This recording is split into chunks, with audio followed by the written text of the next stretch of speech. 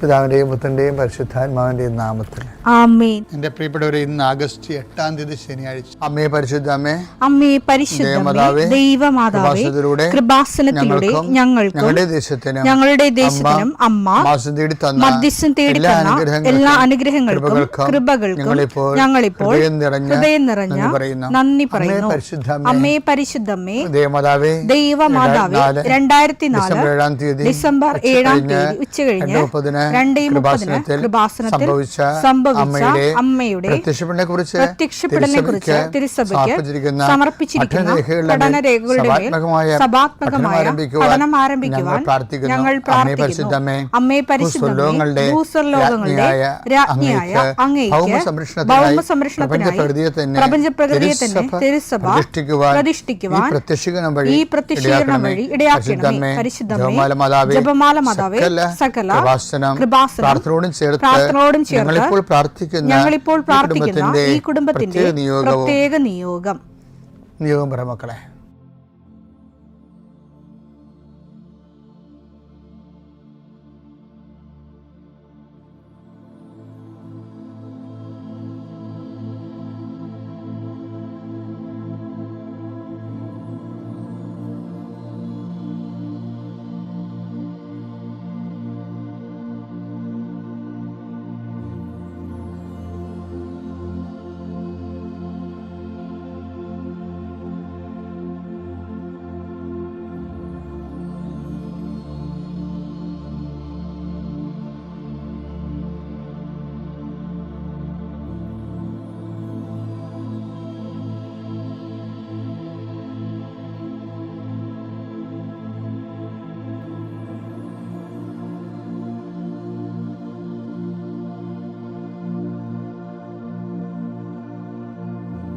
അമ്മയുടെ പ്രത്യക്ഷീകരണത്തിന്റെ ഈ അനുഗ്രഹവേളയിൽ ഞങ്ങൾക്ക് സാധിച്ചു തരുവാൻ കനിയണമേ.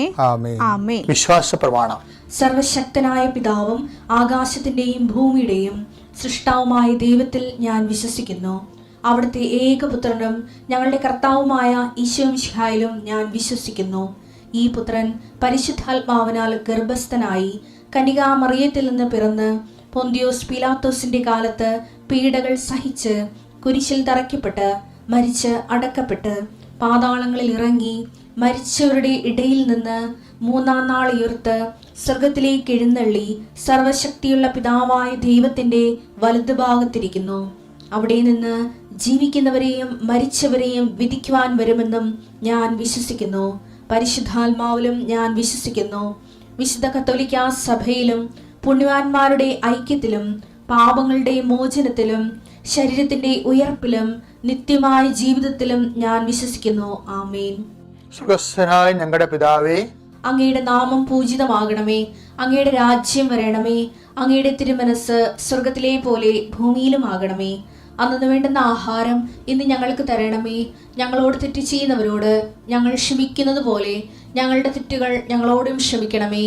ഞങ്ങളെ പ്രലോഭനത്തിൽ ഉൾപ്പെടുത്തരുതേ, തിന്മയിൽ ഞങ്ങൾ രക്ഷിക്കണമേ. ആമേൻ. നന്മ നിറഞ്ഞ മറിയമേ, സ്വസ്തി. കർത്താവ് അങ്ങയുടെ കൂടെ സ്ത്രീകളിൽ അങ്ങ് അനുഗ്രഹിക്കപ്പെട്ടവളാകുന്നു. അങ്ങയുടെ ഉദരത്തിൻ ഫലമായി ഈശോ അനുഗ്രഹിക്കപ്പെട്ടവനാകുന്നു. പരിശുദ്ധ മറിയമേ, തമ്പുരാന്റെ അമ്മേ, പാപികളായ ഞങ്ങൾക്ക് വേണ്ടി ഇപ്പോഴും ഞങ്ങളുടെ മരണസമയത്തും തമ്പുരാനോട് അപേക്ഷിക്കണമേ. ആമേൻ. കർത്താവേ, നിന്റെ ഉന്നതമായ നാമത്തിന് സ്തോത്രം ചെയ്യുന്നു.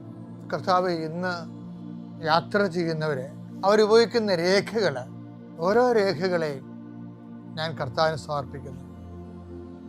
നിങ്ങളുടെ സർട്ടിഫിക്കറ്റുകൾ, പ്രമാണങ്ങൾ, പാസ്പോർട്ടുകൾ, നിങ്ങളുടെ അപേക്ഷാ ഫോമുകൾ, നിങ്ങളുടെ ബാങ്ക് രേഖകൾ കർത്താവ് സ്പർശിക്കട്ടെ. ഇതുമായി കടന്നു പോകുന്നത് ഇതൊന്നും നഷ്ടപ്പെടാതിരിക്കാൻ കർത്താവിൻ്റെ വിശുദ്ധ മുദ്ര വെക്കട്ടെ. അത് ആർക്ക് കൊടുക്കുമ്പോഴും സ്വീകരിക്കുന്നവന് പരിശുദ്ധാത്മ നിറയുകയും നിനക്ക് ദൈവഹിതമാണെങ്കിൽ നിനക്ക് അനുകൂലമായ തീരുമാനം എടുത്തുകൊണ്ട് നിന്നെ സന്ധിക്കാൻ ഇടവരുത്തിട്ട് പ്രാർത്ഥിക്കുന്നു. നിന്റെ കൃഷിയിടങ്ങളെ കർത്താവ് അനുഗ്രഹിക്കട്ടെ. മത്സ്യത്തൊഴിലാളികളുടെ അവരുടെ ജീവിത മേഖലകളിലെ സാമ്പത്തികമായ ബാധ്യതകളും ഘടകങ്ങളുള്ളവരെ കർത്താവ് ഏറ്റെടുക്കട്ടെ. ഏലകൃഷിക്കാർ, റബ്ബർ കൃഷിക്കാർ, റബ്ബർ ടാപ്പ് ചെയ്യുന്നവർ, അതുകൊണ്ടെല്ലാം ഉപജീവനം നടത്തുന്നവർ, പലതരത്തിലുള്ള ഉൽപ്പന്നങ്ങൾ, കാർഷിക ഉൽപ്പന്നങ്ങൾ വിറ്റുമാറാതിരിക്കുന്നവരും, അത് വിറ്റുമാറിയില്ലെങ്കിൽ ജീവിത കാര്യങ്ങൾ നിറവേറാതെ തടസ്സപ്പെട്ട് കിടക്കുന്നവരെ ഈശോ നാമത്തെ ആശീർവദിക്കുന്നു. കർത്താവേ, വിദേശങ്ങളിലേക്ക് പോകാൻ ഉദ്ദേശിക്കുന്നവരും ഡേറ്റ് ഫിക്സ് ചെയ്തവർ, തിരിച്ചു വരാൻ പോകുന്നവർ, നിങ്ങളുടെ യാത്രകളെ കർത്താവ് ആശീർവദിക്കട്ടെ. നിങ്ങൾ കൊണ്ടുപോകുന്ന രേഖകളെ കർത്താവ് ആശീർവദിക്കട്ടെ. ആശുപത്രി കിടക്കുന്ന രോഗികളെ, രോഗം ഇതുവരെ പിടികിട്ടാത്തവർ, പലതരത്തിലുള്ള നീണ്ട ഐസിയുവിലും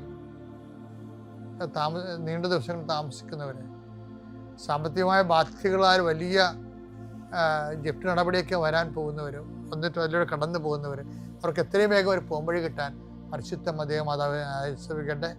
പലതരത്തിലുള്ള അപകടങ്ങൾ, ആക്രമണങ്ങൾ അനുഭവിക്കുന്നവർ, ജലജീവികളുടെയും വിഷജന്തുക്കളുടെയും ആക്രമണങ്ങളിൽപ്പെട്ടിരിക്കുന്നവർ, കർത്താവിൻ്റെ രക്തം അവരെ തിളക്കപ്പെടുകയും ഇതോടുകൂടി അവരുടെ രോഗങ്ങൾ വിട്ടുമാറുകയും യേശുനാമത്തിൽ പ്രാർത്ഥിക്കുന്നു. ആമേൻ. എൻ്റെ ഇപ്പോൾ ഇവിടെ ഞാൻ 2010 വിശുദ്ധ നാട് സന്ദർശിക്കാൻ പോയി.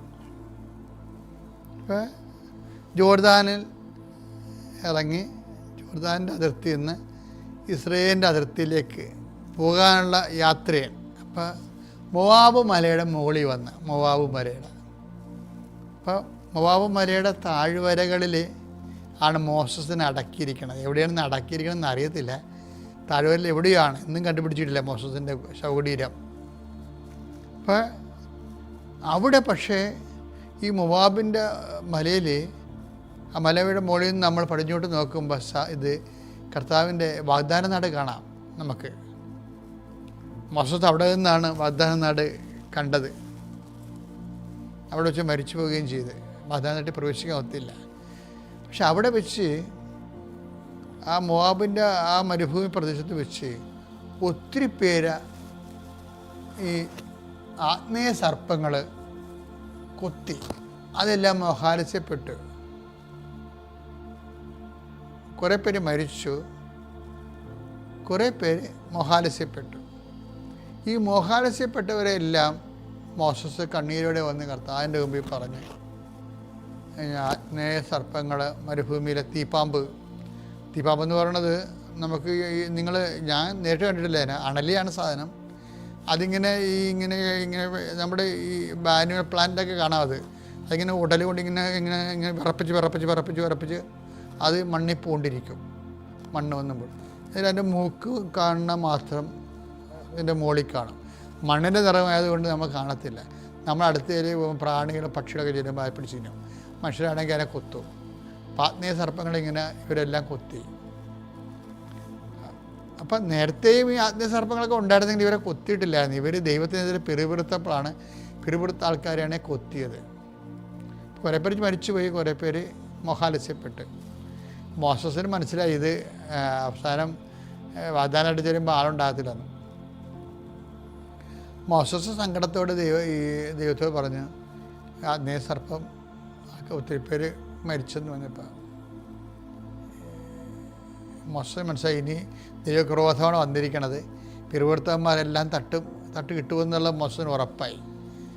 അപ്പോൾ മോസസ് പറഞ്ഞ്, അങ്ങനെയാണെങ്കിൽ എന്നെ നീ കൊന്നേര്, ഈ ജനങ്ങളെ ഇവിടെ മരുഭൂമി നമ്മൾ രക്ഷയുടെ നാട്ടിലേക്ക് എത്തിക്കാമെന്ന് പറഞ്ഞല്ല നീ എൻ്റെ നേതാവാക്കിയത്. അവസാനം നിന്നെ ആക്ഷേപിക്കുകയും ചെയ്യണം. ഞാൻ പിന്നെ ജീവിതത്തിൻ്റെ കാര്യമില്ലെന്നൊക്കെ മോസസ് ദൈവത്തോട് ഇങ്ങനെ ഇൻട്രാക്ട് സംസാരിക്കും.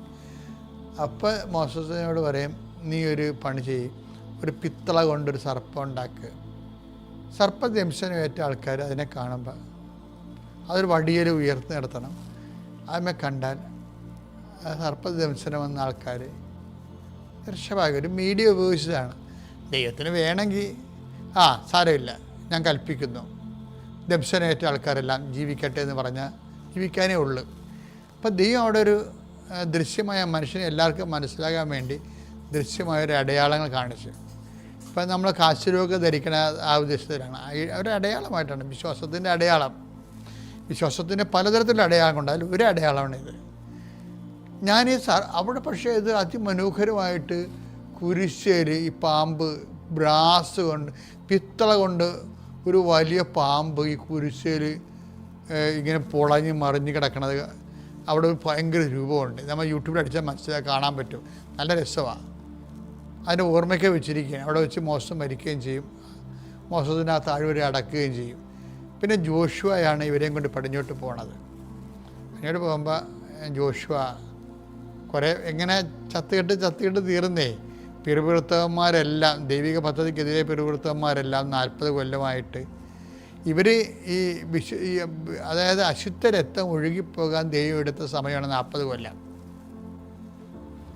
അവിശ്വസ്തരായ അശുദ്ധ രക്തം ഉള്ള ആൾക്കാർ ഈ സമൂഹത്തിൽ നിന്ന് ഫിൽട്ടർ ചെയ്ത് പോകാൻ വേണ്ടിയാണ് 40 കൊല്ലം എടുത്തത്. കാരണം ഇവരുടെ കുഴിമാടങ്ങൾ ഇങ്ങനെ കിടക്കുകയാണ്. ഈജിപ്റ്റ് വരെയാണ് കുഴിമാടങ്ങൾ. എബ്രായർ 3:16-17 വചനങ്ങൾ. ദൈവത്തിന്റെ സ്വരം ശ്രവിച്ചിട്ടും ദൈവത്തിന്റെ സ്വരം ശ്രവിച്ചിട്ടും ചിലരെല്ലാം എതിർപ്പ് കാണിച്ചില്ല, മല്ലടിച്ചു. മോശയുടെ നേതൃത്വത്തിൽ ഈജിപ്തിൽ നിന്ന് പുറത്തു വന്നവരല്ലേ അവർ. അവരുമായല്ലേ അവർ 40 വത്സരം മല്ലടിച്ചത്. അവരുടെ ശരീരങ്ങളല്ലേ പാപം മൂലം മരുഭൂമിയിൽ നിബദിച്ചത്. അപ്പോൾ ഈജിപ്റ്റ് മുതൽ ഇസ്രായേൽ വരെ ശൗര്യങ്ങളാണ് അവരുടെ.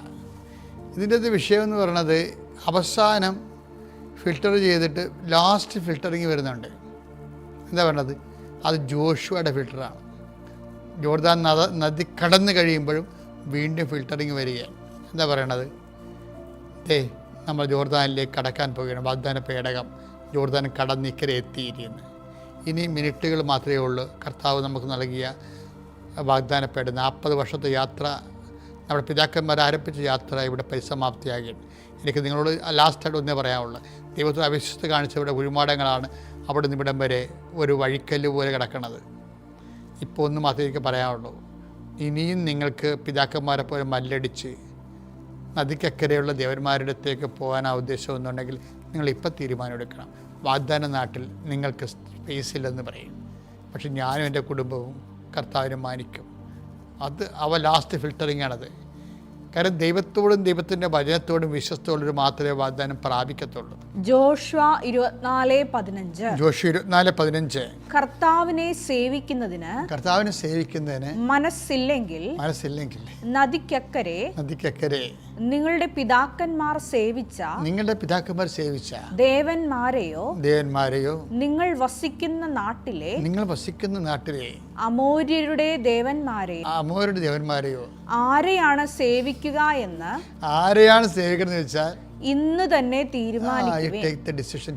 ഞാനും എൻ്റെ കുടുംബവും കർത്താവിനെ സേവിക്കും. ഇതാണ്, അതായത് ലാസ്റ്റ് നിമിഷം വരെ വിശ്വസ്തത വാഗ്ദാനം പാലിക്കുമ്പോൾ വാഗ്ദാനത്തെ വിശ്വസ്ത കാണിക്കാത്ത ആൾക്കാരുടെ ശവകുടീരങ്ങളാണ് ഉടമ്പടിയുടെ വഴികളിൽ നില കിടക്കുന്നത്.